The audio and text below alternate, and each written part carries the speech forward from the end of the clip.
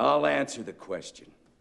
You want answers? I think I'm entitled. You want answers? I want the truth! You can't handle the truth! Son, we live in a world that has walls, and those walls have to be guarded by men with guns. Who's gonna do it? You? You, Lieutenant Weinberg? I have a greater responsibility than you can possibly fathom. You weep for Santiago and you curse the Marines. You have that luxury.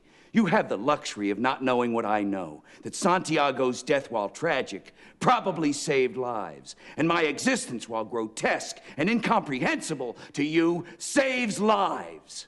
You don't want the truth because deep down in places you don't talk about at parties, you want me on that wall. You need me on that wall. We use words like honor, code, loyalty.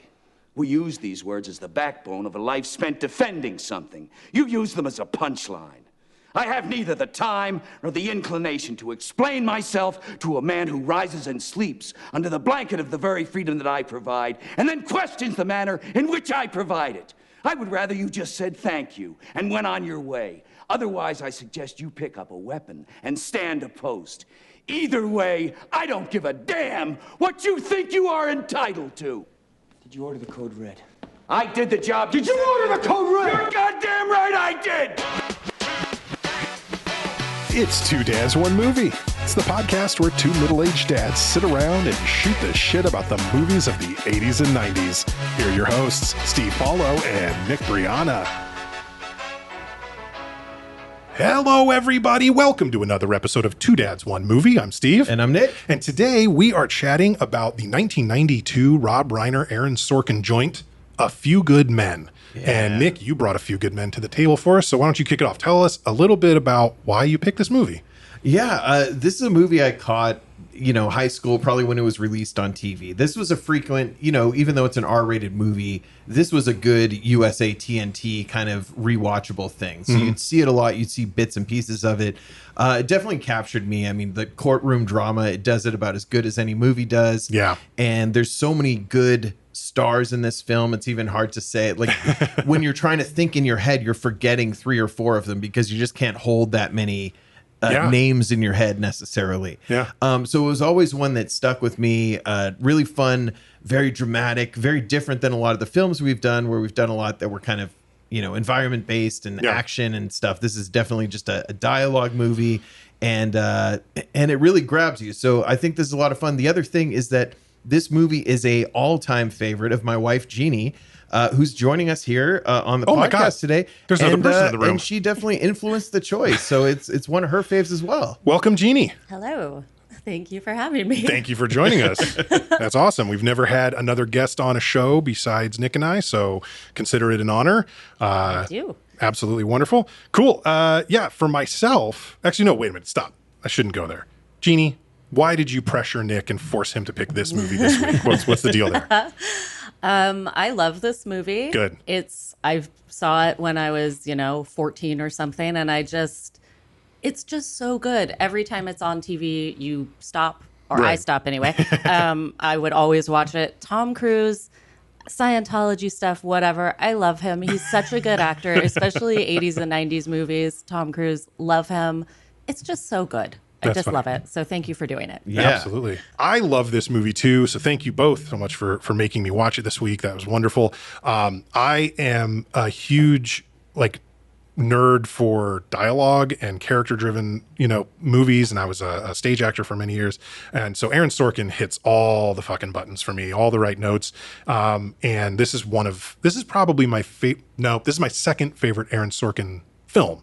The American President is in my opinion the best movie he ever made, but I like that one too. It's really fantastic. And then obviously West Wing, love the West Wing. I've seen so much of his stuff, Sorkin stuff on TV, and it's all great. And I do love, we were talking a little bit when we announced this last week for So I Married an Axe Murderer episode, we talked about this one at the end. And I mentioned, of course, it says at the beginning, but this is based off of a play, and it's got that vibe of limited number of locations, very dialogue driven, very character driven. You know, there's not like an action scene or anything remotely like an action scene anywhere in this movie. No. There's Sometimes they're showing things Yeah. that they're describing like in a flashback Sure. thing that wouldn't appear in a play. But yeah, it is very much like what the characters are saying. That's the important thing. Exactly. So yeah, very excited. This is one that I have loved. Sounds like just like you two have for years and years. So very excited to chat about it.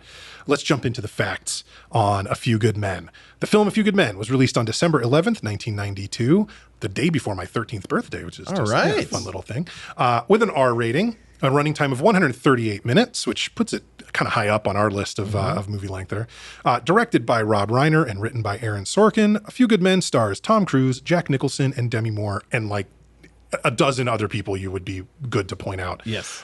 Scores, Rotten Tomatoes, 85% fresh on Rotten Tomatoes. Nice solid score. IMDb, a 7.8. Very, very good. The rare Siskel and Ebert split decision that doesn't go the way it normally does. This was a thumbs up from Gene Siskel and a thumbs down from Roger Ebert, which is I don't a little understand surprising. that, Raj. Yeah, like he would have been with us here. Maybe Tom Cruise has too threatening of a jawline. that might be it. That's true, especially that man. Yeah, but no. Normally Siskel's the putz and Ebert's the homie, and it's flip flopped here. So oh well. Lots of awards activity on this. Not a lot of wins. Really one kind of major win I could find, but tons of nominations. This was nominated for 4 Oscars in 1993, including Best Picture, Best Supporting Actor for Jack Nicholson, Best Sound, and Best Film Editing. At the 1993 Golden Globes, it was nominated for Best Picture Drama, Best Director, Best Lead Actor in a Drama for Cruise, Best Supporting Actor in a Drama for Nicholson, and Best Screenplay for Sorkin. At the 1993 MTV Movie Awards, its one kind of major win was Best Movie of the Year at the MTV Movie Awards that year. But it was also nominated for Best Female Performance for Demi Moore. Both Tom Cruise and Jack Nicholson were nominated for Best Male Performance. Cruise was also nominated for Most Desirable Male, while Nicholson also netted a nomination for Best Villain. All right. On a $40 million budget, which I feel like went half or more to the cast, it earned $243.2 million at the box office, 6 times what it cost. So by all measures, an absolute smash hit. And that those are the facts on A Few Good Men. All right. Let's jump in there. Let's get it started. So we're kicking off. We're in the U.S. military base at Guantanamo Bay at night. There's very ominous music playing, and we kind of see a couple soldiers there in the shadows who grab a third soldier out of his bunk, and they start. They grab him. They shove a rag in his mouth. They duct tape around his head and stuff, and they're really roughing him up. So we get that very like intense scene to kick us off. We don't get a resolution to it. They're just like, they grab this guy. They're fucking that boy up. And then it flashes to an American flag, and then like the crispiest dressed military people I've ever seen doing the coolest. This is like the Marines color guard or something like that, or it is called the Marine Silent Drill Patrol. Or platoon, rather. Excuse me, the Marine Silent Drill Platoon. The Silent Drill is the name of that activity where they're spinning the rifles and stomping and doing the different kind of choreographed things. The reason it's called Silent Drill is that there are no instructions barked by anyone. Like a lot of times when soldiers drill, they're being led by like a drill sergeant or something, right? Up, like all that stuff. So there's no vocal indicators of sequencing or synchronicity in the silent drill. It just has to be choreographed and practiced so much that they're able to just do it. And the official kind of, there is a ultimate sort of level of this, which is to be assigned to the Marine Silent Drill Platoon. And that is literally who this is. These were not actors. These were not people trained to do this. It would have taken way too long. So they got the real guys to come and do it. And it really is very cool. It is really cool. Absolutely. Kind of a waste of like a skilled military guy, though. You're like, hey, we could kill Osama bin Laden, but our best guy's twirling a rifle right now. See, this just belies your misunderstanding of the military, man. That was the Navy. Those were the SEALs. Come on, man. These are the Marines. Anyway, so we are at the JAG Corps offices in Washington, D.C. The JAG Corps, the Navy Judge Advocate General, which is basically the lawyers for like all the military practically. We're meeting, I think we initially meet Joe Galloway, Lieutenant Commander Joe Galloway, played by Demi Moore. And she is bringing to the attention of her superiors that something has happened at Guantanamo Bay. Yes.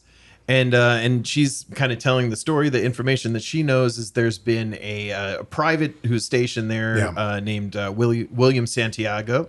Right. And he's died and they're trying to investigate the circumstances around his death. And what she says is that, from what I hear, this sounds like a code red. Yeah. It kind of explains what that is, that this is an unofficial disciplinary technique that they would use in military circles to kind of keep the soldiers in line. Like, it could never be signed off on by the military officially, but this is like, we're the ones who do what you got to do to get the job done kind of shit, right? So, and this is upsetting. The brass does not want to hear about this. Like, I don't want you coming in my office talking about no code red. No, exactly. So they don't want her involved in this. Well, and it's funny because they say like, hey, could you like leave the room or whatever? She's like, well, I'd really rather not. It's like, well, I'd really like you to leave so we can talk about you behind your back. At least he's honest to her. And of course, and Jeannie, I want your opinion on this. He says, the commanding officer tells Joe, well, the right man for the job will be assigned. Which I think was a very pointed way to say it. Yeah, sure. Absolutely. Well, stuff. G.I. Jane hadn't introduced the concept of women in the military yet Yeah, when this true. movie came out. So Well, she'll get there eventually. Demi always leads the way.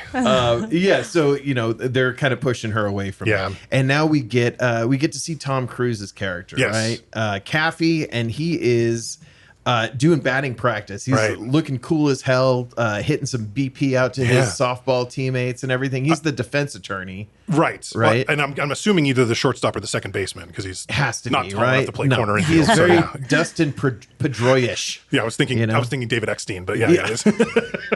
So much grit, so much hustle. So much grit and hustle. Yeah.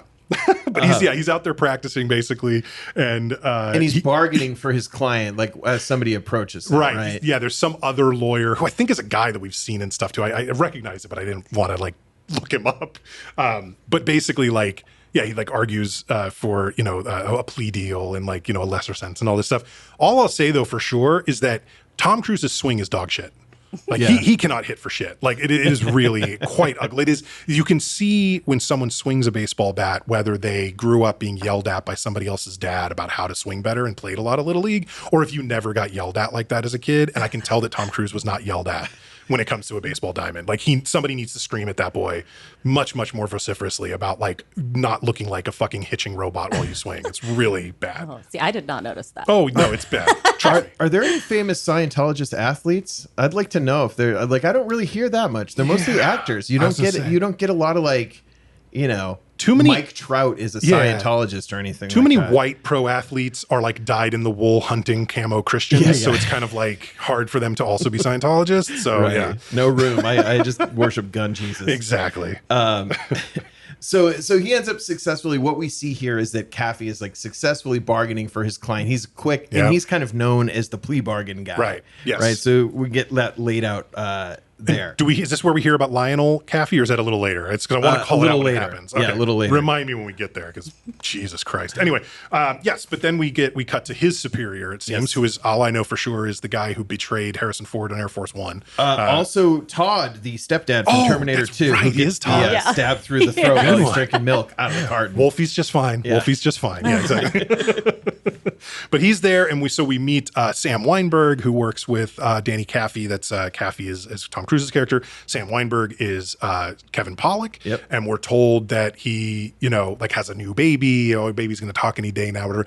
I think he thinks the baby's under one. I'm like, I mean, come on. Yeah. Baby's Not talking in one. What are you talking about? Look, parents, I will say this overall, like, for your kid to officially talk, it needs to be able to be understood by a stranger. Yes, exactly. Like if you say like, "Oh yeah, he totally said, Daddy, that's a dog," and it's like, no, he has a bubble coming out of his mouth right now. He's not saying that shit yet. I understood my cat at times. Yeah. That doesn't mean anybody else does. And it doesn't Right. mean the cat can talk. It just means I understood them. Like, yeah.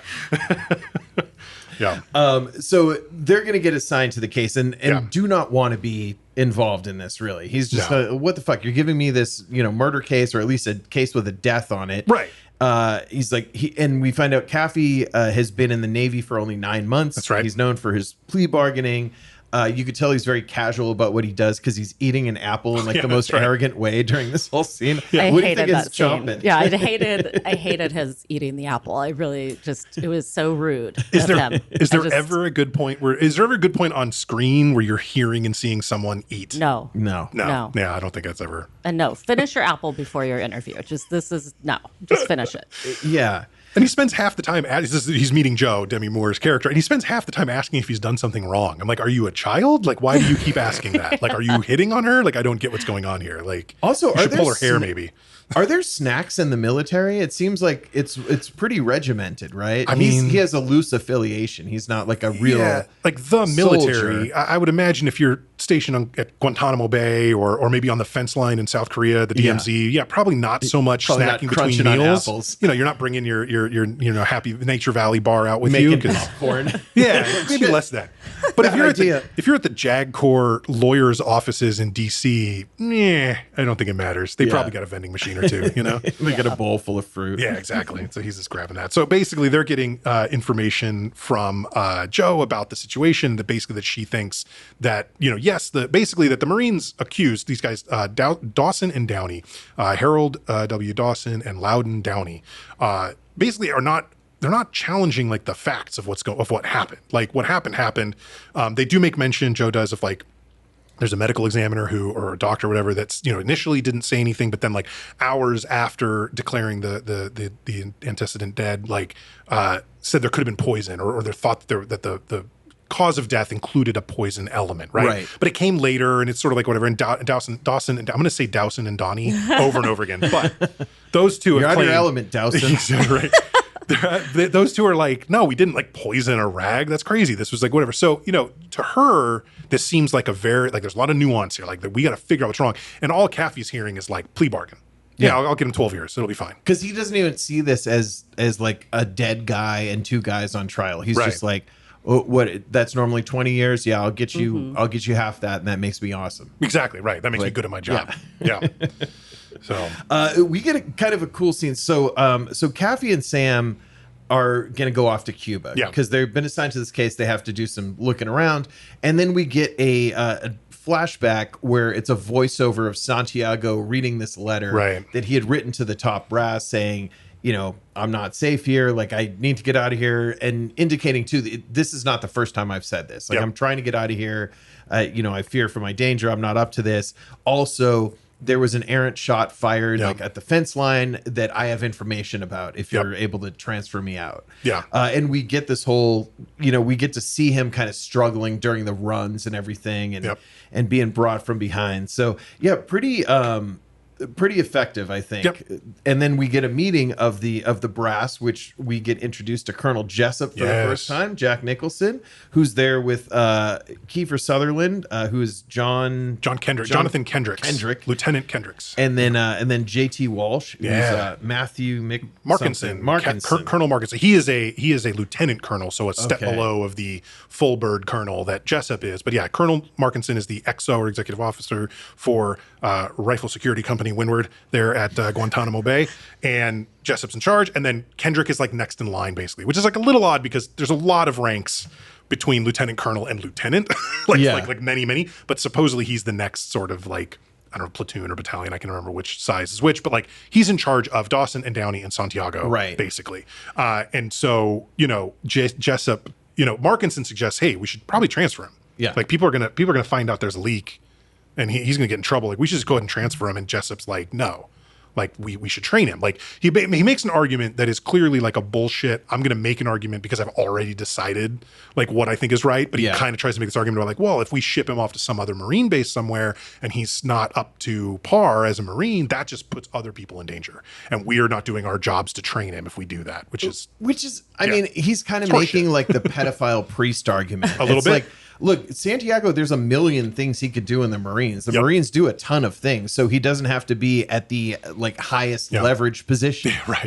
So there's plenty of shit he could fucking do. Although I think enlisted Marines are pretty generally riflemen, I think, though. Like, I think it's officers, it's a different thing. But like there is kind of a thing where there is a base level of, he probably shouldn't be a Marine. Like, to be totally honest, Willie Santiago probably should go home. He should probably be discharged and sent home. He probably shouldn't be a U.S. Marine. And that sucks. What he shouldn't be is fucking killed for it. No. So, like, there is that. But yeah, so basically Jessup decides, no, Santiago stays. And then we get this sort of like struggle moment between Jessup and Markinson where, you know, Jessup gives us a little background about like, oh, we came up together through the, you know, academy and through the whatever, we got commissioned together.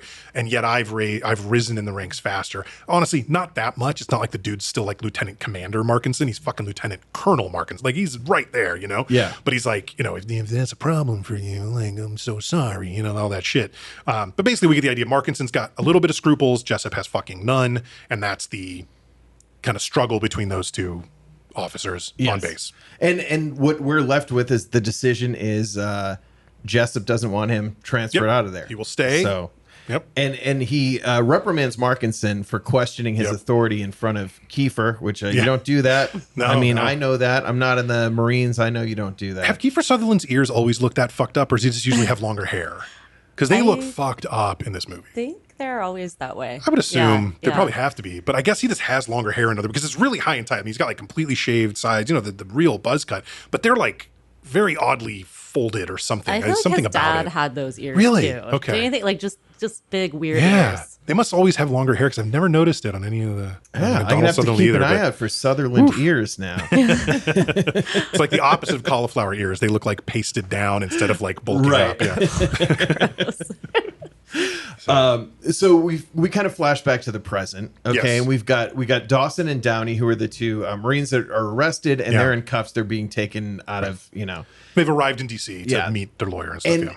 And Dawson is like higher ranking than Downey, Lance right? Corporal, yeah. So he's like sees over this other guy. He's more with it. He's more calm. He's more like just dealing with what's happening. And Downey is very much like what you'd expect to be like a young kid who's in the military, and he's like, "Oh, gee whiz, what's happening here?" Well, and Dawson also clearly like is just smarter. Like Dawson's as a character, as a person, clearly has like a higher IQ than Downey. Downey is. Downey seems like a dummy. He needs help, you know, like just kind of even to understand what's going on. And he's clearly latched on to his Lance Corporal. It would be like somebody that he would take orders from and look up to. Yeah. And has taken on to like kind of being with him and like following his lead. And there's, you know, there's nothing inherently wrong with that, but boy, Downey really does not know what's happening to him at all in this. It is almost Clueless. like he's almost like unfit for trial in a close to way. that. Like it's very, very close. He really doesn't. If you make that, if you separate the two guys, right? yeah. And that's the thing too, is actually when we get to the end of it, like Downey really shouldn't. Nothing should happen to Downey at the end. We'll get there, but like I'm actually fucking real bad for that guy. Anyway, so they're there. They arrive and they meet. Oh, we get more softball. Basically, we go back to the softball field. Tom Cruise is, you know, Danny Kaffee is playing softball again, practicing, and this time Joe shows up to me more, and she's like, "Why are you here on the softball field? And your clients are sitting in a jail cell. Like they arrived this morning. They're just waiting for their lawyer, and you're here." You know, and he says, "We there's a lot need of the flirting. practice." There's a lot of flirting, basically, is all it really is. Yeah, so he's good. He fires off some good jokes, and then I like that, you know, he's telling her, like, when he'll make a joke, he'll be like, "Oh, that was a good one." You got to admit, he's very confident here. This is good. He might negotiate himself a little plea bargain into her pants before this thing is Maybe. done. Let's ask Jeannie. Is there anything sexier than a man telling you should laugh? No. Keep going. I just thought that's what everybody wants. That's what everyone wants to hear. Is like, hey, that was funny. You Yeah, should have wasn't laughed that at funny? that. You Laugh. people don't get this. When I don't naturally laugh, I love when someone tells me I should be laughing. It's like all the best jokes have to be explained. Everybody knows that. Yeah, totally. The explanation's kind of the funniest I was part right, of most jokes. Yeah. Mm-hmm. Yeah. So then Demi, and she's talking about, she knows a lot about Kaffee. Yeah. So she's rattling off like a Nardwuar level of knowledge about his life, which is really funny. And Little too much. she's kind of telling him like, yeah, she is very stalkerish. Yeah, in this. it's too much. It's odd that she goes home and just studies his trash, you know, when he's getting good at softball. So this is when we learn about Lionel Kaffee, right? Yeah. His father. So his father was a judge advocate general lawyer, eventually the attorney general, also Harvard Law School. Like so basically Kaffee's following. So this is what I realized watching this time. I'd never noticed this before, but Danny Kaffee is the nerdy Pete Maverick Mitchell. The characters have the exact same wound. Pete Mitchell's father, Duke Mitchell, was a fantastically celebrated naval aviator, and so Pete Mitchell becomes a naval aviator, constantly trying to live up to his father's, history and resume. Same thing. Lionel Caffey is a hugely celebrated JAG lawyer and eventually the Attorney General of the United States. And so Danny Caffey, goes into being a JAG lawyer as well, and constantly living up to this like standard that his dead father set. So this concept of Tom Cruise playing these like characters with dead fathers who did the exact same job they now do, but they're trying to live up, like it's not unique to this movie or to Top Gun. I looked really hard to find another one. I couldn't. I really wanted there to be a third example. The closest is The Color of Money, but that's a mentorship, not a father thing. And, I don't know, maybe Cole Trickle had a dead dad. I don't remember. But anyway, I just thought it was really interesting that these two characters have the exact same wound. Yeah. They, and she knows, so she knows all about it. She kind of knows then which buttons she can push on him, like what's going to activate him. Yeah. And Joe asks him, she knows what a code red is. Yeah. And, then we get Caffey asking the Marines about the code red. That's right. He's asking the Dawson and Downey. Yeah. And their explanation of, again, like Dawson is just so like, he gives you exactly what you are looking for. Like the textbook definition. Yeah. The answer is perfect. And they weren't squirrely about it at all. No, because they weren't like, oh, we're not supposed to talk about that. Like these guys are pretty solid. Like you said, they're not disputing the facts of the case the entire time. And it seems like every sort of, rank and file, like enlisted member who talks about code reds, they don't, there's never any fear or like, they never talk about them like they're a bad thing. You know what I mean? It's like, there's definitely no element of like, oh, like the code red. Oh, we don't do that. Like we get officers that say, oh yeah, that's not official. We never do that. We never, but like all of the enlisteds that talk about this, they talk about it like it's just another thing. It's perfectly normal. There's no weirdness about it. So the idea, right, that they would view it as something that just gets done sometimes clearly, tracks with everything that we're hearing. And they go to explain when they're telling Caffey about what happened. They say, we taped up his mouth, we gagged him, and then we noticed he was like coughing and there was blood coming out. So we untaped him and then we called the ambulance. So again, they didn't leave this guy to die. No. They did a thing they thought was going to be far less impactful than it was, and then tried to save him at the end of it. Right. Yeah. They make a big point later about Dawson and Downey calling the ambulance that should matter basically. And they're asked why was this done then? Yeah. And he's like, well, Santiago broke the chain of command. And then he gives Caffey the whole unit, corps, God, country. This is our code, right? The priorities that you have to have as a Marine is your unit, the Marine Corps, God, and then your country, right? And Caffey is not into any of this because he doesn't really speak a language of like nuance. Like he's just like, okay, what can I do to chisel exactly 3 years off the proposed sentence here? That's all he wants to do. Yeah. So he doesn't like that. So these guys are at each other. Like Dawson and Caffey are not cool with each other here. Absolutely. So next move Caffey has to make is go talk to Jack Ross, who is the prosecuting attorney for the government, played by Kevin Bacon, who we welcome back to the podcast. And Bacon right off the bat offers 12 years. Right? It's like right off the bat offers 12 years, and then before and then basically Sam's like, Danny's like, well, I'm gonna go to Cuba and I'm gonna talk to the CO out there and I'll let you know what I think or whatever. And he asks Ross, you ever heard of a code red? And Ross's demeanor changes significantly at this point, and he says something about like, Lieutenant Kendrick told those men to not touch Santiago. And Caffey kind of goes, that's interesting information, right? And I think Ross even offers like a shorter sentence, or maybe that's when he says 12. It's like he kind of really goes, I think, from 20 to 12. That's maybe what it was, right? And it's like without having to argue, which Caffey sees as suspicious appropriately. Yeah, like they're very aware of the publicity that this, they're not trying to be like, we treat every single Marine the same because, we're all the same here. It's very much like, okay, this is going to look very bad for us. So maybe these guys get a little less punishment for doing what they did. So they're going to go to Cuba again and talk to everybody, but this time Joe's coming to them. Yeah. And the way that Joe's able to kind of weasel her way onto the case is she's been talking to Dawson and Downey and getting information. And I guess Dawson, like he's got a family and stuff. Downey only has really one next of kin that they can identify, some aunt somewhere, and Joe was able to like get in enough that his family was able to authorize her to be his attorney. Yeah, Aunt Jenny decided that feel like she said she feels like she's known me forever and wants me to be Loudon's attorney, and so now she's officially on the case. So just to make sure we're clear about the logistics here, Kaffee was assigned as lead counsel by division, which I guess is like the head honcho bastards, whatever, with Sam as an assistant counsel, and then now that Joe is part of, is Downey's attorney officially, she's also on the case. I think she was trying to just be like an investigator because she's like internal affairs, basically. Yeah. She's like an internal investigator, but now she has the right to actually like be in the courtroom and like be everywhere that they are. And so that's how we sort of have three attorneys all kind of working one case together, which I don't think is all that common. I do remember there's a point, Kaffee goes to talk to Sam before they head off to Cuba. They're chatting for a bit, and he mentions like Ross, with the deal and then the code red. And he's telling Sam how he thinks it's suspicious. And he's like, I never mentioned Kendrick. Why do you mention Kendrick? And then Sam says, hey, we're going to Cuba. It's hot. Make sure you wear the whites. Yeah. And he goes, I fucking hate wearing the whites, man. He goes, it's like 100 degrees. Like, you better wear, So I love, because then when they all arrive in Cuba and get off the plane, Sam and Kaffee are wearing their whites, and Joe is wearing much more reasonable, like tan khaki, whatever. I think they call them like Class Bs or something like that, like the other kind of uniform. And that's when they meet Noah Wiley. That's right. Who's going to give them a ride. Dr. Pitt himself. That's right. Give him a ride to the Dr. Robbie's going to give him a ride to the base. And he says, you might want to throw these camo jackets on. The Cubans see somebody in a white uniform, they figure they might want to take a shot. Yeah. And then they put their camo jackets on, but they're still wearing the white hats. Yeah, why? Yeah. Which is like, now you're just giving them a better headshot target, right? Also, give me the fucking statistics for how many times the Cubans ever shot at an American soldier over that fence, please. Cannot be very many. Cannot be many. So now we've got a meeting, right? Yes. So we've got Kaffee, we've got Sam, we've got Joe, and they're going to meet Jessup, Markinson, and Kendrick. That's right. So we've got kind of the big dogs who are not on trial in this movie all meeting with each other. Yeah.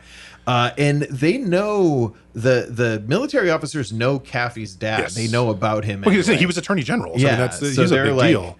And it's, again, this is a great part that gives you a lot of information without explaining it. Yeah. The way that Jessup, Jack Nicholson's character, talks about, Lionel Kaffee, there's some rednecks who didn't want to let the school get integrated down in your neck of the woods, Kendrick. Yeah. And Kiefer Sutherland is just making white supremacist face during that, dude. It is crazy good. Like how much info you get without him specifically explaining any of it. It was just like, I know based on where you're from, like this is something you did not like when it happened. You're Edward Norton in American History X, the first half. Totally. The first half of the movie. But I do love too, there's a great Nicholson line here where he's talking about like Lionel Kaffee. Yeah. It's like, how is your father, Danny? And he goes, he died a few years ago. And he looks at him and goes, don't I feel like a fucking asshole? But they decide to give him a tour, right? And so Kendrick shows them around, and they go to Santiago's bunk, and they're able to look around. And I think, the pieces that we're supposed to kind of recognize here from the scene is the blood stains. Like there's all over the pillow. Like, there's a lot of blood. It was not like a simple thing, And then of course Kaffee looks in his footlocker in his closet, and all of his stuff is lined up. His clothes are all there, and he says, "Hey Sam, we should make sure we get this, back to Santiago's family. It's his personal private property or whatever." There's tape. There's like police tape. Yeah. But it says military police line. Yes, do not cross. that's right. I love that they have their own tape. You got to be specific. It's on the base. Like, would the non-military police have taping authority in that area? Not in Cuba. Yeah, right? The Cuban police certainly don't. I just love that. How much are we spending on custom yellow tape? I want to see that line item in our budget. Each roll costs $500,000. Yeah, exactly. It's the fucking military. But then they decided. Then they have lunch, and so it's all six of them out. Out in the heat. Apparently, they keep talking about how hot it is, and yet we're going to sit outside to have lunch. Yeah. Interesting choice. And Jessup tells them that he told Kendrick to tell the men not to touch Santiago after the letter was revealed, and then he offered, he put in an order to transfer Santiago off base, and that he was scheduled to be transferred to the next flight, which was 0600 the next day when all this happened. And I love when Kaffee, they get up to go. Well, it's funny. They're going to get up to go, and Joe decides to really push a line of questioning that pisses Jessup off, and it's clear neither Sam or Kaffee wanted this to happen, but she, is feeling very like, not going to fucking leave here without getting some answers. She doesn't actually get any because Jessup's smart enough to not really tip his hat. It was a bad move. It was certainly impulsive. It seemed right. Like, not not well thought out. Exactly. And everyone is trying to rush Joe. I mean, how many times does this happen just in life where you're somewhere and you're like, dude, we're all willing to let this go, but we have this one fucking friend who I know is not going to let it go, and they're making us embarrassed here. So Joe is doing a hell of a job. She's the only one doing her job here, right? But then Jessup changes the whole tone of it, where he's like completely disrespects her line of questioning, and then just starts talking about you ever get a blowjob from a commanding officer? There's nothing better than that. For me to do it, they have to elect a lady president. Like, ooh, that's a hard ass line. Yeah, it's but man, he flips on her. Like, they do not respect her at all. Nope. No. I mean, to be fair, Jessup doesn't respect anybody. No. He extra disrespects her though. Yeah. Like, when right before this, I think when they're still looking at Santiago's room, and Kaffee says to Kendrick, he says, Lieutenant Kendrick, may I call you John? He's like, no, you may not. I loved how mad he is there. God, and then he's like, oh, do you have any problem with me? He's like, nope. He's like, every time us Marines got somewhere to go fight, you Navy boys give us a ride. I like the Navy. But yeah, before they actually do leave, Kaffee just very casually is kind of like, I'll just need that transfer order. You want to go ahead and send that over? That'd be great. Could you send that to me? And he, Jessup kind of flinches or whatever. And he, of course, but like, I mean, it takes a moment and it's, Kaffee is gathering little bits of info that, again, we've talked a few times, recently in episodes of like movies doing a good job of like planting things that, the first time you watch through, you might notice, but you might also just kind of like dismiss, like they're not moments. But then when they come back later, you're like, oh, shit, like they totally set that up. And this is kind of one of those moments, which is great. Yeah, we get the famous, I eat breakfast 300 yards from 4,000 Cubans that are trained to kill me. And then he takes like the most satisfied cigar puff I've ever seen. It's a lot. Nicholson is so good. Yeah, it's a lot. It's a real testament to both the script and to Nicholson as an actor that we get such a crystal clear view of who Nathan Jessup is in not very much time, right? Yeah. Like even if you count the earlier scene he was in, to this point he's been on screen for like 6 or 7 of the maybe 40 to 45 minutes into the movie we are. True. And we know exactly who this man is. We know where he's been. We know where he's going. We know we get a sense of what he's done, even if we're not 100% sure. Like we kind of feel like we know. It's just such really great work, both in the writing and the acting. Yes. I think they have all the characters are kind of like that. Yeah. I mean, the main characters, I feel like you get that with all of them. They're all just so good. Yeah. The dialogue, everything is just, Well, and you can understand like the anxieties of the legal team too. And, like Sam having his kid, like they just, they don't spend a lot of time, but they set him up as like, this is his life. And this is how he feels about the case early on. Like Sam is not really psyched about defending these guys because he's saying like they picked on a weaker kid, right? Yeah. So that's they do his position and and painting the picture of everybody. I think too, this is a thing where I know you can obviously hear the difference when the characters talk because you're hearing the different actors saying whatever, but there's this concept of if you're reading a screenplay, being able to tell who's speaking without looking at the name, right? If you're just given the lines of the different characters, you'd see how you'd be able to tell them apart. And that's absolutely true, I think, of this. I think especially the characters we get a lot from, there is no way you would mistake the like natural cadence and vocabulary choices that like Jessup and Kendrick and Kaffee and Sam and Joe use. They're all so unique and different. Their styles are different and everything. And that's the thing that just, Sorkin is among the best in the world, in the history of cinema at doing, is really differentiating his characters through dialogue. Yeah. And this is a great example of it. So we find out now we're at Danny's house, and Joe is letting Danny know that Markinson has disappeared. That's right. Right. So he was a very important witness to our case, you know, and I don't know if he'd even agreed yet, but just a guy that was very important to the situation. When they had planned on talking to him more, for sure. They were like, well, we're going to interview him some more because there was like a difference in the way he reacted to like the way Kendrick and Jessup, they spotted that. Yeah. Yes. And one of those things where it's like, oh, this guy spent 25 years in special forces or whatever. Like he's a ghost. He's not gonna come back unless he wants to be seen.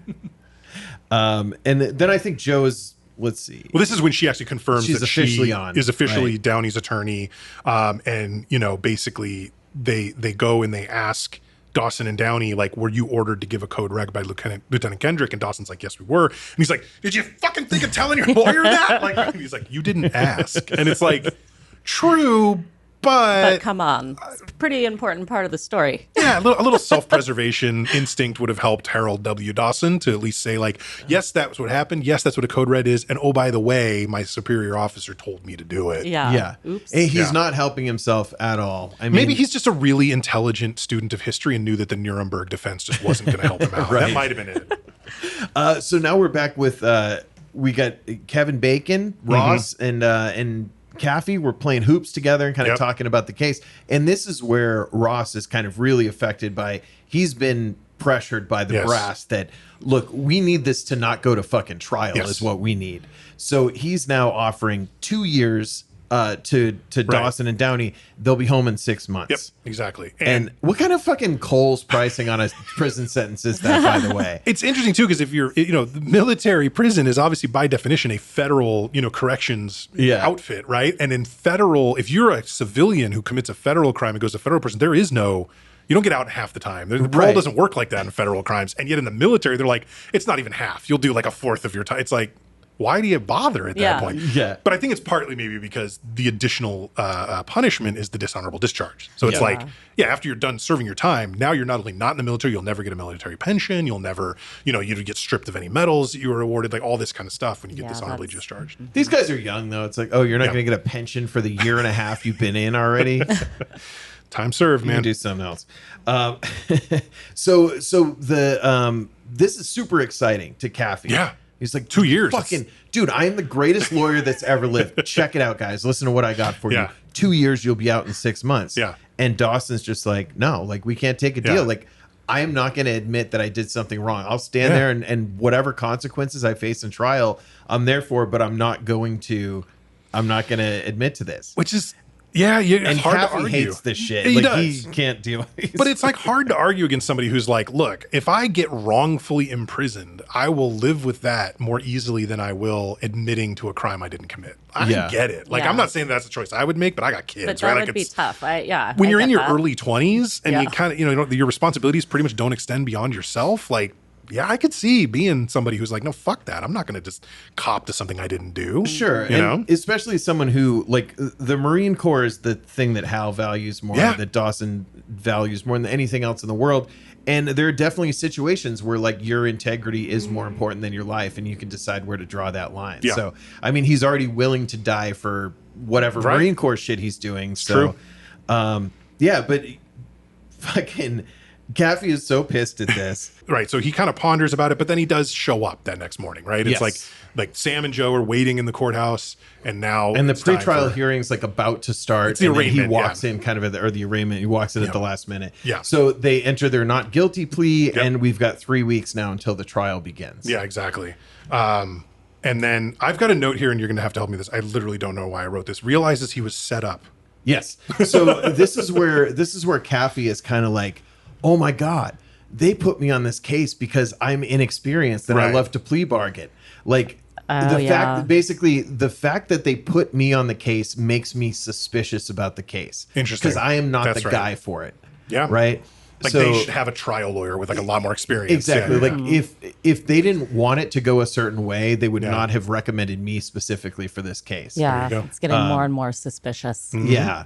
So he realizes, and then he's fired up. So he's like, all right, here we go, guys. We're going to start working on this case at my apartment. That's right. Every night, 14-hour days, and all I have is Yoo-Hoo and Cocoa Puffs. Oh, yeah. If you want anything else, bring it. Yeah. I kind of feel like the real life Tom Cruise had a stretch where that was all he ate. Like, I think he probably most of his life has kind of one of those freak ass Tom Brady diets where he doesn't eat like one strawberry a month or whatever. Non-inflammatory. You gotta be real careful about stuff. Yeah. But I bet 80s Tom Cruise probably had a weird stretch where it was like someone had to explain to him that oh, Yoo-Hoo is actually not good for you. It's like, this stuff's amazing. To be fair, Tom Cruise in the 80s, while eating his Cocoa Puffs and drinking his Yoo-Hoo, with a nose like that, was sniffing the frickin' candy. That is a nose built for cocaine. So, but yeah. So they're meeting at Caffey's apartment. Sam and Danny are there first. And Sam kind of wants off the case. He says, hey, with Joe on this now, are you sure you need me still? And he's kind of like, look, you're better at, he says basically you're better at investigating and you're better at preparing a witness. So what the fuck are you good for, Caffey? You're not really good at any of this stuff. I'm good at being the face of the trial team. I'm good. I'm really good at having a dad who was attorney general once. I'm good at name recognition. Exactly. But he basically is like, why do you want off? And this is kind of what you alluded to, mentioned earlier when he's like, oh, they were supposed to protect people like this. Like, he's a weaker kid, and they, regardless of like what happened, who told him, blah, blah, blah, like they shouldn't have done this. And they should know that they shouldn't have done it. Yeah. And then Joe shows up, and they starts with Chinese food Right out the package. There's Love it. there's a real funny moment where she's like, I brought paperwork and Chinese food. I suggest we eat first. And there's this moment where we don't know if Sam is about to like get up and say bye-bye, and he goes, got any Kung Pao chicken? You know what? I'm with you, Kevin Pollak. Kung Pao chicken, good as fuck. I love it. Yeah, but I don't want someone else's. I mean, just get a plate. I don't want someone else's filthy chopsticks going in and out of it. Yeah, nobody's like a couple. They're not really that. I mean, it is a little. Yeah, It was pre-COVID, guys. Come on. Yeah, that's chill true. out. Different world. Different world. We get kind of a montage here, Yes. like a non-song montage. Yeah. Well, I think there's like maybe a score behind it, but it's Right, not but like, it's like- you expect a pop song for a Yeah. montage Yeah. like this. You don't get one. Like, yeah, we didn't get fucking Kenny she goes. Loggins to write a special song for this part, you know? I just we'd hear the laws for a fourth time. In 2 yeah. weeks. Yeah. So they're researching and they're doing witness coaching and brainstorming and giving each other pep talks. Yeah. And it's a really good montage. It is, yeah. It doesn't, it's not cheesy in any way, Yeah. really. It's just very effective. And then just the end, kind of like, all right, we're ready. We're Yep. ready to go. We're gonna kick ass. And Caffey's like, we're gonna get creamed. We're gonna get fucking killed. Like, because this whole time he thinks like, hey, I'm down for this, but this is not going to work for Yeah. us. I mean, look, if you think about it, right, their clients aren't even disputing the facts. So it's Right. like they have to accept that like their clients took actions, those actions led to a man dying, and they're not disputing that. So that's going to be a hard sell for any lawyer. And now they're trying to kind of bring at this thing. They are kind of using the Nuremberg defense. They're trying to go with the I was following orders, which yeah. Does not have a crystal, a clean bill of sort of like supportive legal precedent. You know what I mean? Yeah. So that is definitely tough. I do love, I think it's Sam suggests that he wears matching socks. Was it, make sure you wear matching socks. It's like such a weird thing to say, but yeah, very important. Oh wait, that's Joe after. Oh, is that Joe? That's it's right. After because she says, "Oh hey," like she wants to talk to him, and then he goes on like, "Yeah, I know you like me now." Like he does that's this right. whole thing about and then she says that at the end. I think That's Like, what she's like, "No, I was just gonna say." wear matching socks. Yeah. It's sort of like his, like he thinks they've got a Sam and Diane going Yes. on, and it's Yes. like Diane disagrees, Yes, basically. exactly. Very funny stuff.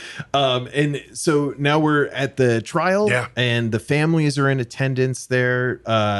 The prosecutor, Kevin Bacon, Ross, has a sick flat top. I mean, Yeah, it's good. it is a strong. It's as high It's as a flat crazy. top can be without like a certain amount of gel. Like it's Or- probably hairsprayed in place at least. Or a completely different ethnicity. Yeah, exactly. He's almost kid and play there.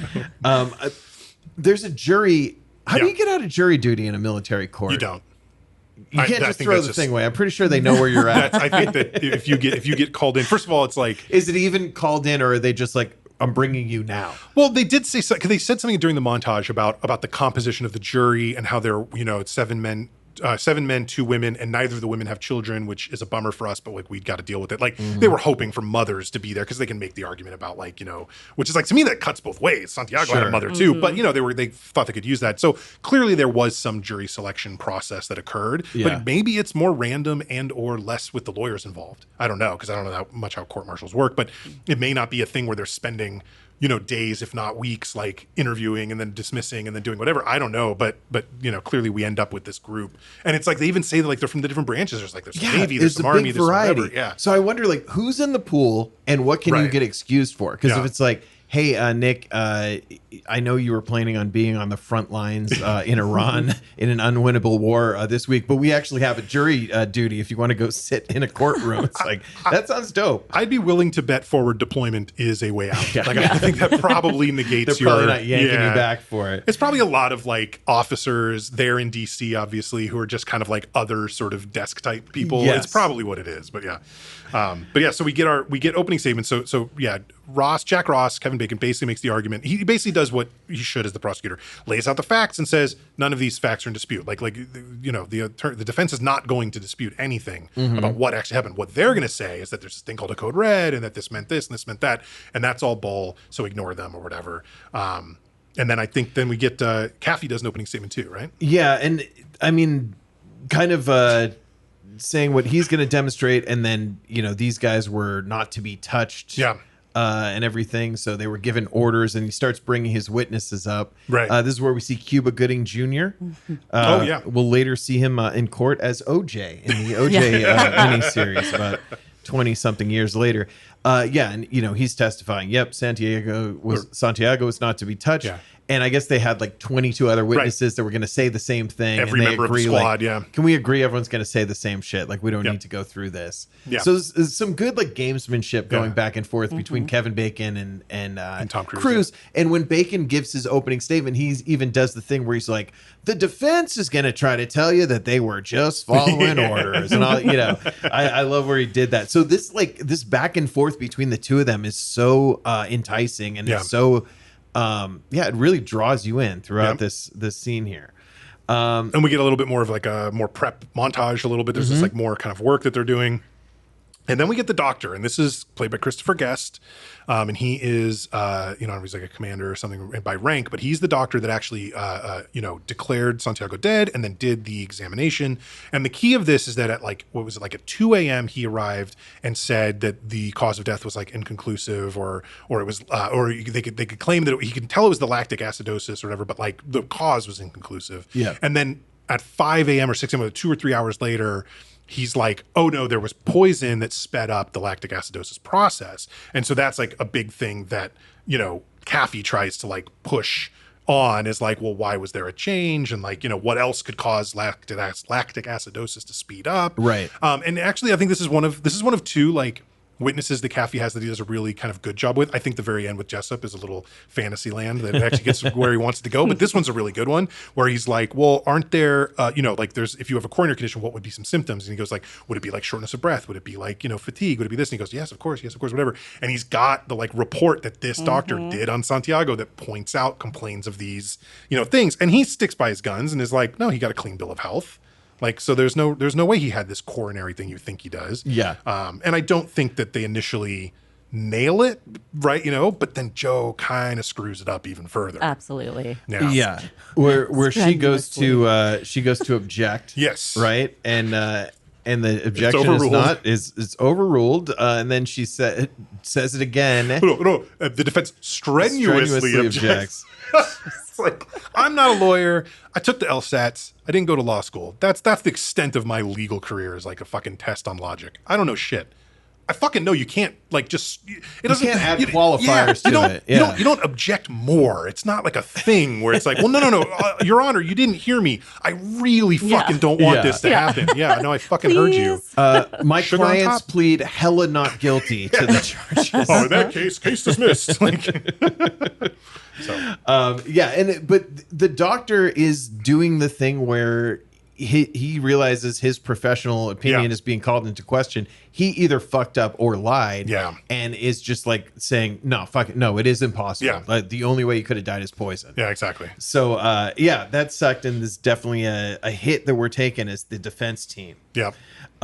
Let's see. And Sam is pissed, right? Yes. So again, there's more of the stuff where Sam is still like, he's not sold on protecting these guys or trying to defend him. He's like, they beat up on a weakling. Like, none of this is changing how I feel about this. Yeah, Sam clearly like very much, kind of thinks of himself in many of the same ways as Santiago. Like he really, relates to him, understands where like a kid like that and something like the Marine Corps in a place like Guantanamo, like the number of kind of things that went poorly for him, where his military career could have been very different, right? In a different branch or a different post, whatever. But since he was where he was, he ended up with this group of fucking assholes and was killed, right? I mean, that's just Sam's kind of take on it. And so, there's a little argument there. Right. So they say, why do you hate them so much? And Sam explains that. And then he says, why do you like them so much?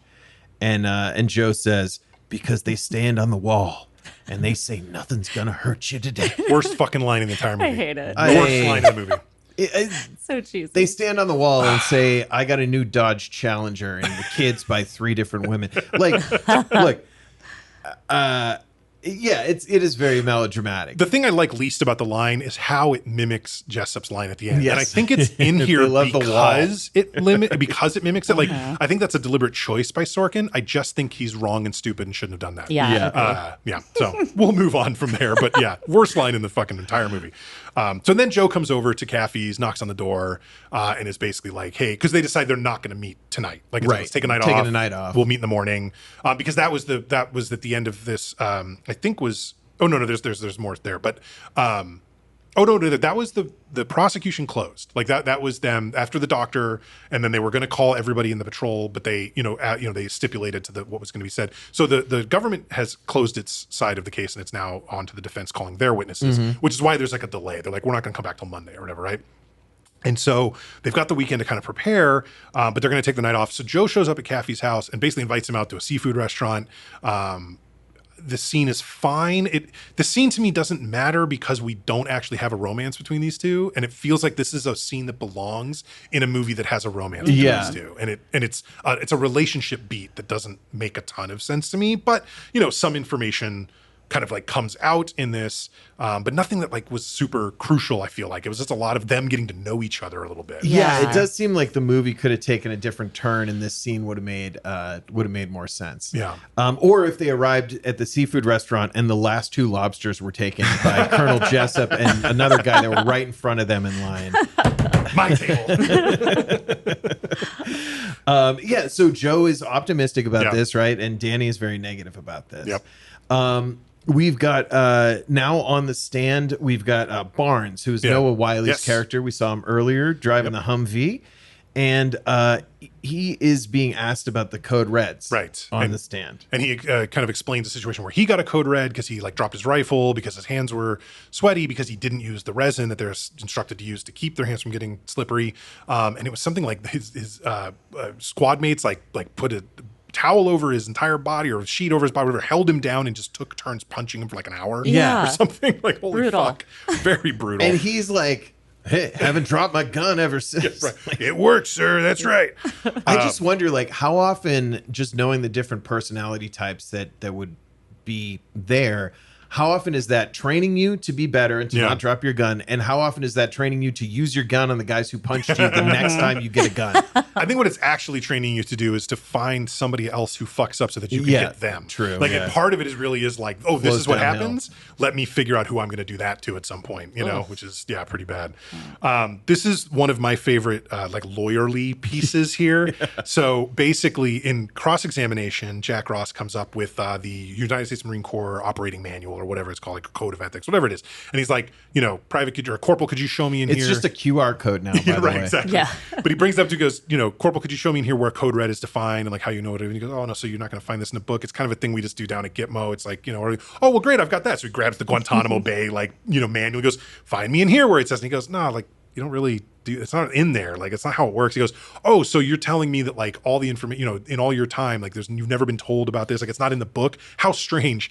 And when he goes to sit down, he goes, no more questions. Caffey gets up to do the redirect and he grabs the book and he goes, show me where it says the mess hall is in here. I thought that was fucking brilliant. That is one of my favorite Sorkin little writing moments in here because it's so obvious and it's clearly something the character would have had to think of in the moment. Mm-hmm. Yeah. Like, he would not have been able to plan for that. Yeah. It's a good move. And you see Kevin Bacon's character. He's like, oh, man. Got me. Yeah. Got him. And Noah Wiley's like earnest, like befuddlement at being asked that question is so good. Like, he plays like just such a goofy, like kind of not even dumb, but he's just so honest about everything that he comes off like, what? Like, I don't see what you're doing here. Yeah, and I love where he's like, you're serious. Saying that they don't feed you? And he's like, no, 3 squares a day.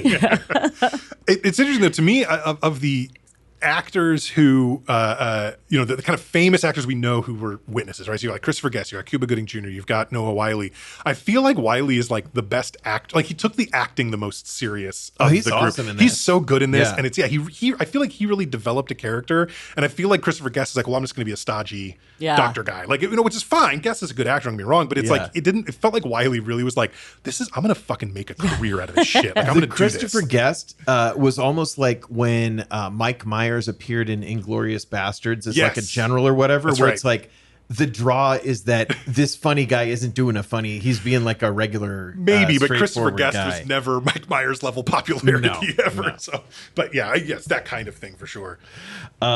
Let's see here. One kind of recurring thing is that Kaffee will go up to this newsstand. He's got this buddy at a newsstand, Love it. and they're just like exchanging idioms with each other every time they go up there. Yep. I was like, oh, penny saved, a dollar earned. Oh, an apple a day keeps the doctor away, and just firing that stuff back and forth. Very funny. He goes to his newsstand. This is like the night after the trial, and he gets in his car, and boom, Markinson is in the back of his car. Hiding in the back like a creep. Yeah, exactly. Like a poltergeist. But yeah, he basically says, like Jessup never ordered the transfer. That's like the piece of information Markinson gives him. He goes, "What are you talking about? I saw it. You signed it. Your signature was on it." He's like, "Yeah, I signed it the morning you arrived in Cuba. Like it never happened." And he's like, "Okay, I'm going to put you in a hotel. You're going to testify, like whatever, all this stuff." So there's that. And then Kaffee now has something to go tell Jack Ross about and be all braggy and shit. So he finds Kevin Bacon, Jack Ross at a bar, sits down, smug as fuck, eating his popcorn, ordering a beer. I'll have what he's having, like the whole deal. And they go back and forth. And basically, the key is he says, I've got Markinson. He's going to be witness, and I'm going to subpoena Jessup. And Ross is like, "Look, I need to tell you, like, if you falsely accuse a Marine officer of like a capital crime without sufficient evidence, like you will go to jail. Like, this isn't just getting disbarred. This is like, you'll go to jail for that." Yeah. It's like, I know. It's kind of crazy, the stakes of that, right? Yeah, absolutely. So let's see here. We've got, so they get in a big blow up, right? Right. And the last thing because Ross says something to him about, you're chasing the ghost of your dead father, which is just really hurtful. Pretty hard. Super shitty. And then Kaffee's response is, "Well, you're a lousy fucking softball player." Lousy softball player, Jack. Yeah. So the other thing Markinson told him, so is the thing, and then he also said that the 0600 was not the next flight off. There was a flight at 3 a.m. or something. Well, it was like right at when he was killed. Basically, it was at 11:48 or some shit. It was like super. It was right near. He could have been on that. He flight, could have basically. been on it. Yeah. There's one other. So we cut back. New day of the trial. They've now called Lieutenant Jonathan Kendrick, Kiefer Sutherland, to the stand, and he makes sure it's clear that the only two books he's ever read are the United States Marine Corps Code of Ethics and the King James Bible. Fucking moron. Anyway. And so he's read a whole ton of Jack Reacher books by now. I was thinking Mein Kampf would have been high on his list, but so they're questioning Kendrick, who is the direct kind of superior of Dawson and the Downey, squad leader, and he's saying, Hal Dawson, like, here's his record, his service record, exemplary scores, up until this point when he started getting bad grades, and they're asking, like, why did you do that? Yeah, like, and basically the story Kaffee's trying to tell, and what probably really happened, but what he doesn't really get Kendrick to fully admit to, obviously, is that like Dawson was great. Dawson was an exemplary Marine, until he like went against a code red that was ordered on somebody else who was told to just, they were not going to get any food. They only got water and vitamin supplements for a week. Yeah, and he snuck him food, and the idea is that Kendrick then punished Dawson for doing that by giving him this below average review, and it like screwed up he would have gotten promoted to full corporal instead of lance corporal, like that kind of thing. Because Kaffee's making the point that like, so in other words, when you order a code red and then it isn't followed, there's punishment, clear punishment. Like he knows what he's, whatever. And he doesn't really get Kendrick to admit to any of that. Yeah. He stays, with his story or whatever, but it puts it in the mind of not just, the jury, but also of us that like, hey, yeah, I guess you wouldn't really go against this guy if you wanted to have a fucking career. Yeah, he's scary. Yeah, for sure. Dude, he is really the most terrifying. And Dawson, they make him the biggest possible hero. It's like, my biggest weakness is sometimes I sneak food to guys that were intentionally starving to death.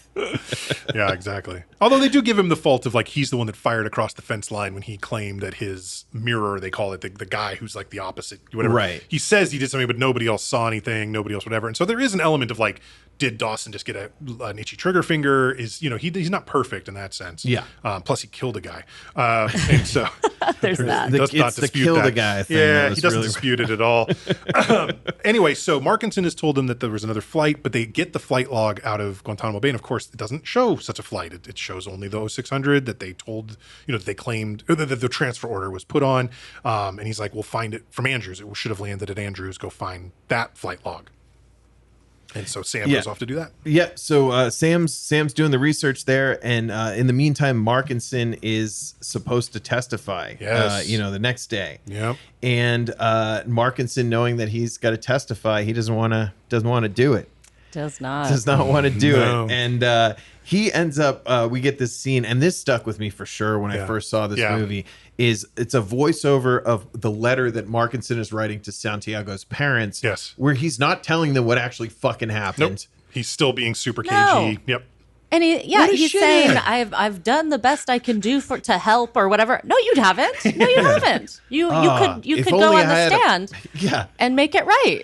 Or at least if only I had a pen and Yeah, paper just with me write right it. now to write some shit. Yeah. Like, Oh my god. fucking crazy. But That's a good point. the visual of this whole scene of him getting into his full uniform and then putting the gun in his mouth is just really, really powerful. Absolutely. And one of the things that sticks with you from this movie. So the star witness, kind of the only guy who could credibly tell them what actually happened, is fucking gone. Yeah. Yep.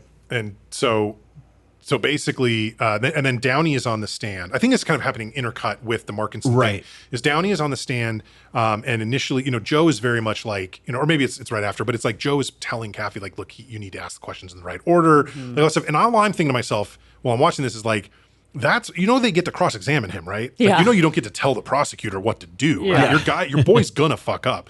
Well, the way he fucks up though is so much worse because he never told Joe or any of the lawyers that he was not in the room when Kendrick told Dawson to do the code red on Santiago. He only heard it from Dawson. Yeah. And Jack Ross figures it out because he was like, at a post until a certain time, and then a Right. Jeep broke down, so they had to like hike back, and it was a long way. And also, and he admits that he got there, 25 minutes after when he claims originally that he was in the room, for that. So this is all fucking crazy. And they're back at Kathy's apartment. It's Joe and Sam waiting for Kathy to show up, and they're freaking out about is how Downey fucked up the timeline. Yeah. And now it's clear that Dawson gave the order to Downey, right? So Right. that's not good for them. Oh man, Downey on the stands, kind of God. panicking. Yeah. So when scary. he's being asked the question, and he's just like, How?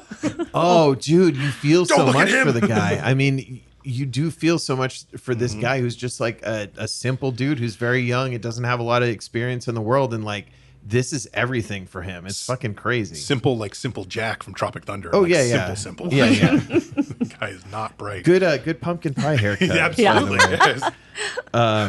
Yeah, so I was given an order and I followed it. Yeah, right? exactly.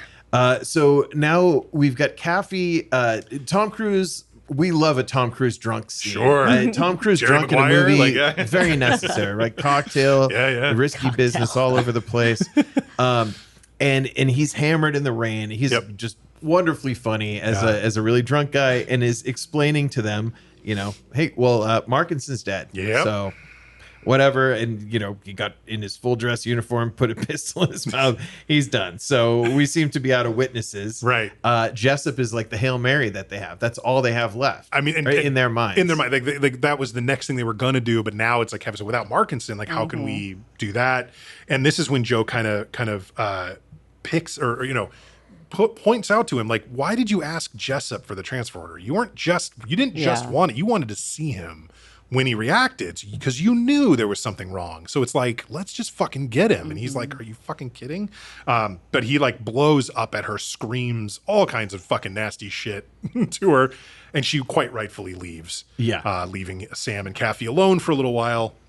To share this bottle of Jack Daniels that Kathy's been drinking directly from all day. So it's like 90% backwash, and so Sam gross. takes a swig of it. What a good friend here. When Kathy goes, you want to drink, and Sam goes, sure, why not? I'm like, I got about 5 reasons why not, pal. If you want them, I'll give them to you, but don't fucking drink that shit. Like, And they're kind of reminiscing about Kathy's dad. Yeah. Right. And Sam is saying, like, your dad's the best lawyer that I ever knew. But if I needed one lawyer to be on this case, it would be, it's like, I mean, nice thing to say, but but Not true. bullshit, complete Yeah. bullshit. Like, it's like, hey, Ken Griffey, I mean, it's reversed, but hey, Ken Griffey Sr., your son might have been the greatest ball player of all time, but I'd rather have you up in the bottom of the ninth. No, I wouldn't. Give me Junior every time. Like, come on.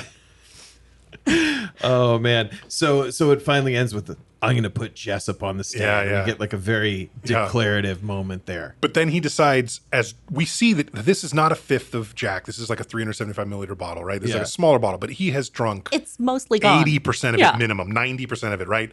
So he is fucking blotto and drives after Joe, right? He's in his car That's driving right. through the Yeah, rain. he's driving. Joe, I'm going to put Jessup on the stand. Hey, Joe. It's like, get the fuck out of the car, you drunk asshole. And then the next day, he's just like, oh, I'm fine. Fresh No as problem. a fucking daisy. That's incredible. How many people do you think he shouted, "Hey Joe, I'm going to put Jessup on the stand" before he got to her? Sorry, wrong Joe. Sorry, ma'am, I didn't see the stroller. I apologize. Are people really walking their baby in the rain? Yeah, come on. Think.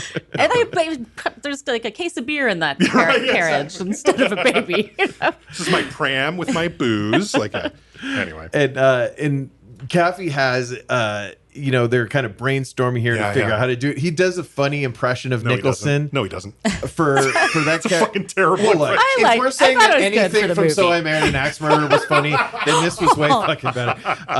Oh, man. And That really hurt, He dude. has this like Hurt me too. he has this baseball bat that he carries around that's like his thinking bat. It's his right? thinking bat, yeah. You And don't have he's a like, thinking "Where's bat?" my bat? I need a thinking. I wish, dude, we should do all thinking bats. We should just have I've them. got a thinking bat at home. Okay, You do? I mean, It's aluminum. It's not a wood bat because I've never played. I real have one by baseball, the but- bed, but I don't think with it. self-defense. It's usually just, in case somebody tries to come get me in the night. How often has that come into use for that go to purpose? the Not cages yet. twice a Not week. yet. Thank Good. God. Thank God. Glad. But Glad maybe to I'll hear it. start thinking with it. There you go.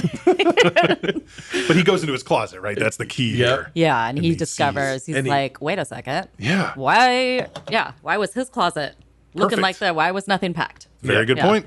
He is a smart guy. Maybe you do want him instead of his dad. I don't know. So they call the defense calls Jessup to the stand. Yes. Right. And this is just so great. The buildup of it, the way that Yep. he sets this whole thing up. And again, I mean, he probably didn't have the entire thing planned out from the No. beginning, but definitely he had the foundation figured out. Like the beginning of what he starts talking about, he just lays it out so well. So he's asking Jessup, you said that Santiago was being transferred because he was in danger. Yeah, he was in danger. Grave danger. Is there any other kind? Right. And this like snappy back and forth Yeah. between the two. And he fucking hates him so Oh, much. yeah. Jessup cannot stand this guy.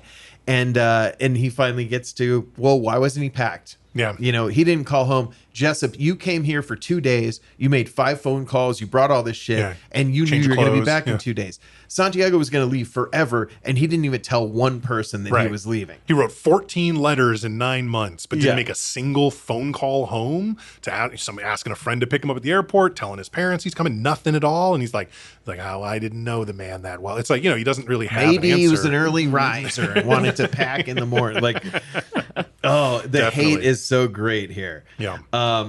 So we should mention real quick though. yeah. Danny sent Sam to Andrew's AFB. He didn't say why at the time, but basically like they're waiting. Joe and Danny are waiting for Sam to Yeah. show up. Where's Sam? He'll be here. The whole thing. And he does just before he starts questioning Jessup.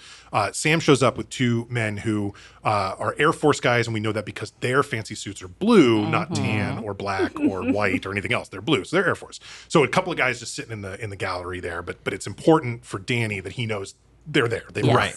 Yeah. Yeah. So Jessup, I can't speak on the travel habits of this. Yeah. Any real and very arrogantly again, like this whole time, I don't have time for this. Yeah. Like I'm very important. Yeah. Why are you wasting my time? And kind of looking around like, okay, see, I'm doing the thing. I'm answering the questions. Can I go now?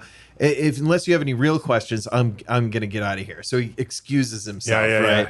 And then we get Caffey's very pissed about that. Well, and I love it too, Dan Caffey. He goes back to the defense table and picks up like a glass of water to like drink. He's got his back turned to Jessup, and he is shaking, so yes. violently, sipping that water like because he's about to. He's like, It's so scary. Well, He's so good. he's got at some point in this process, he has to commit to: am I going to accuse this man of doing this or not? Yeah. Because if I'm not, I got to let him leave, and this is over. If I'm going to do it, I got to do it now, and I better fucking get him, or not. And it's like this is a thing that I vacillate back and forth a little bit on this whole segment or this whole sequence where it feels a little convenient that Jessup who is in line to be the director of the National Security Council or something, right? Like a very high level position, is so easily rattled.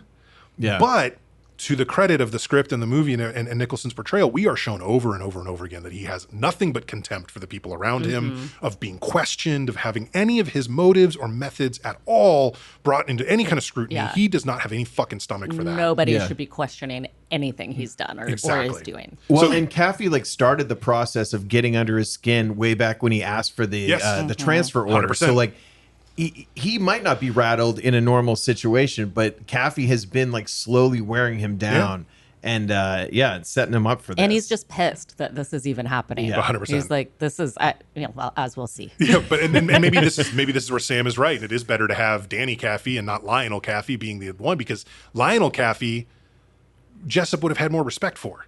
Yeah. And there wouldn't probably have been as much of a triggering kind of thing, you know? Whereas with Yeah. Danny Point. Caffey, the young Harvard punk, right, who's never served for real kind of thing, questioning me, oh, fuck him. And I think that it does kind of make it more realistic that he gets pushed to this level. But this is Yeah. basically the famous exchange, right? Yeah. Starting from, did you order the code red? And or I mean, I don't even know where it starts, but it's like he really goes on and on. They go back and forth a ton.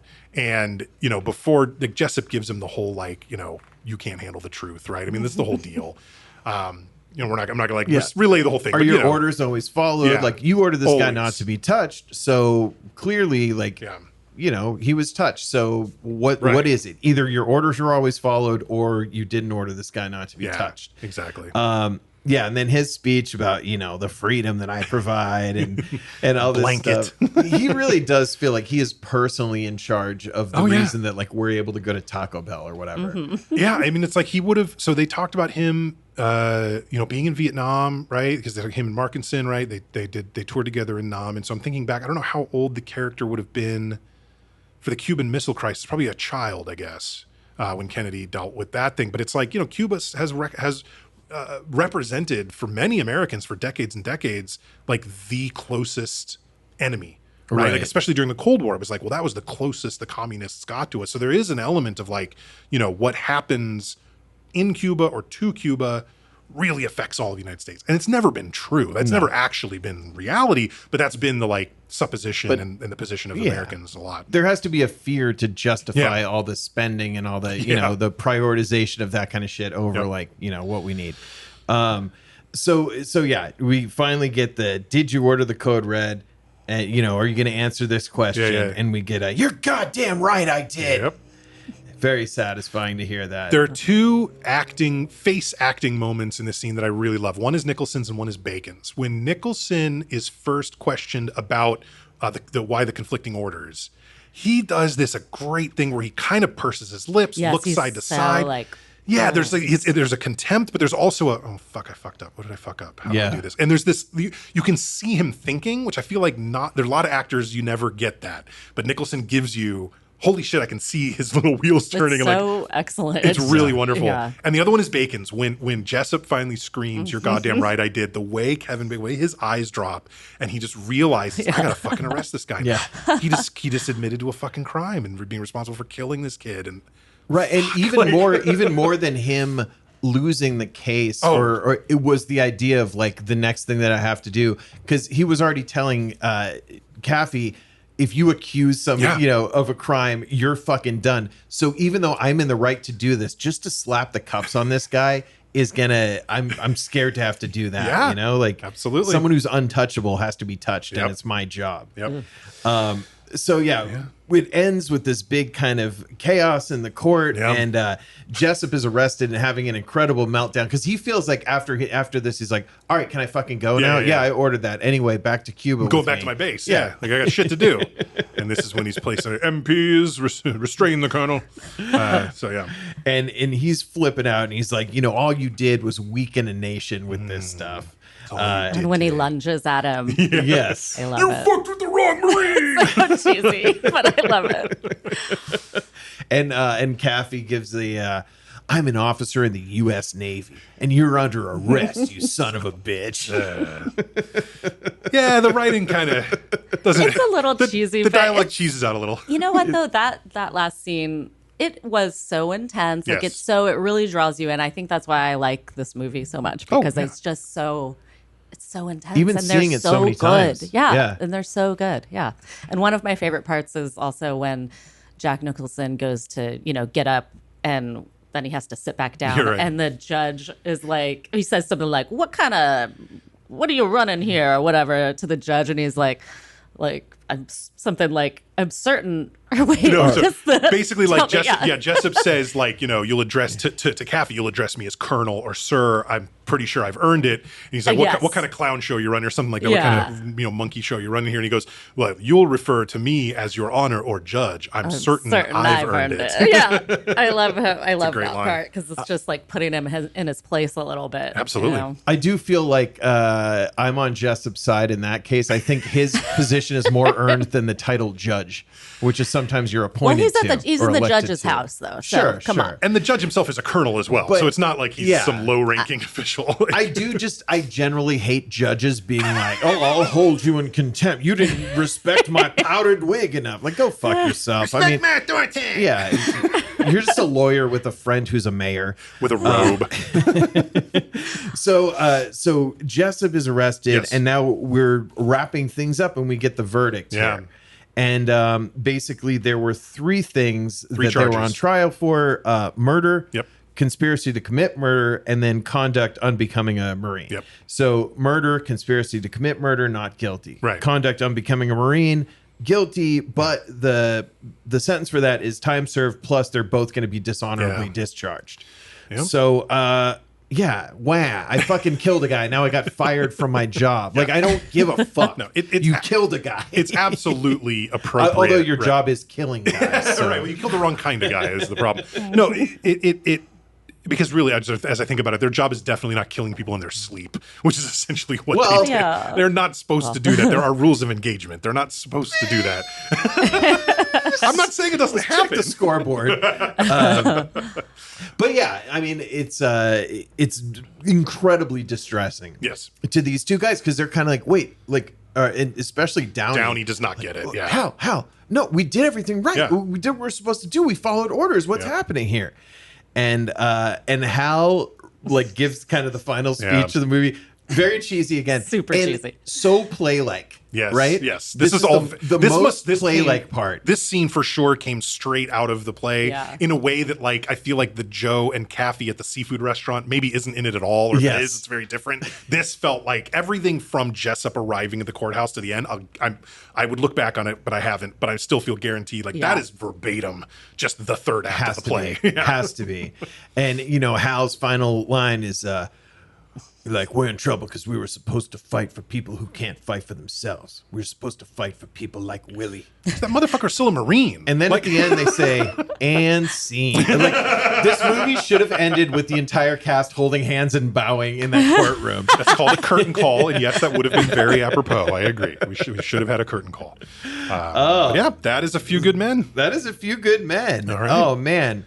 Well, this was my pick. Actually, why don't we let our guest give her final thoughts, and then I'll go in. No. Jeannie, Few Good Men, you can rate it on a 0 to 5. And give us some final thoughts on this movie. Why did you pressure me to bring it this I'll week? just throw it out real quick, though. I can't add your score in because it screws up all the shit I, I do was on the going to website. say, so I don't So want officially to the score will be do- ours, but you don't have to give a score. If you want to, please feel free, but you don't have to. Okay. Well, Up to you. I just, again, I've just loved this movie. I've seen it like at least 10 times all the way through, if not more. I love a young Tom Cruise. I think he's excellent in this. It's just a fun watch.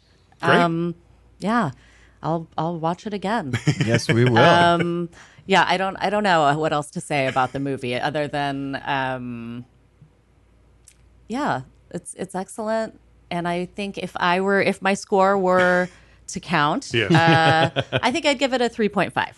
Oh, okay. Ooh, All right. 3.5. or 3.5. I was gonna say that. Well, I'll just tell you, like in our scale, that's fairly on the low side. Nick and I are Yeah. among the most generous point givers, I think, in podcast history. know, we really do. Really, Well, I'm an I was inflating thinking motherfucker. it might be a 4, Yeah. but then it is really cheesy. Yeah. And I like the music, I like the score, Yeah. but a couple of the parts are a little like when he's chasing Joe and Yeah, he finally yeah. reveals, I'm gonna put him on the stand, and it's like like I don't know. swelling. Yeah, so there's a few things like that so Fair I'm enough. gonna stick with it. 3.5. Okay.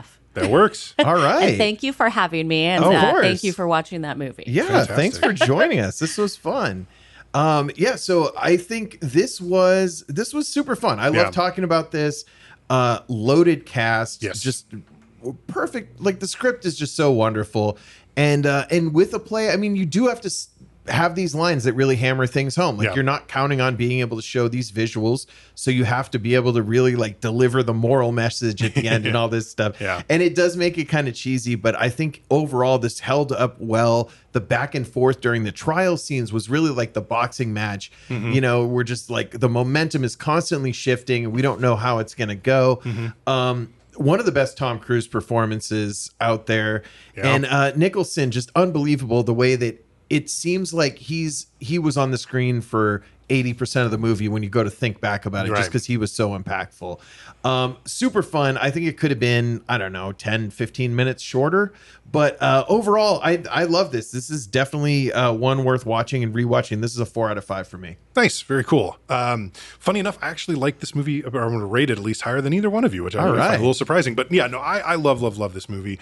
Aaron Sorkin's one of my favorite screenwriters because I am a sucker for like dialogue and character work, and it's great here. I do think this is, if not Tom Cruise's best performance, which might be Eyes Wide Shut, this is very close. Like this is right in there.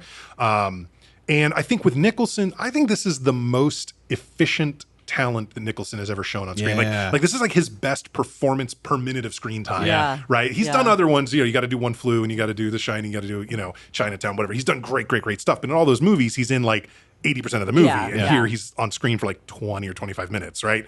But he is so impactful. The whole sequence, the thing that I got to realize, like there's a cheesiness to some of the ending. I mean, you guys are dead right about the final sort of Hal Dawson's final speech is not great. But, the whole, you want the truth. I think I'm entitled. You can't handle the truth. All this shit, right?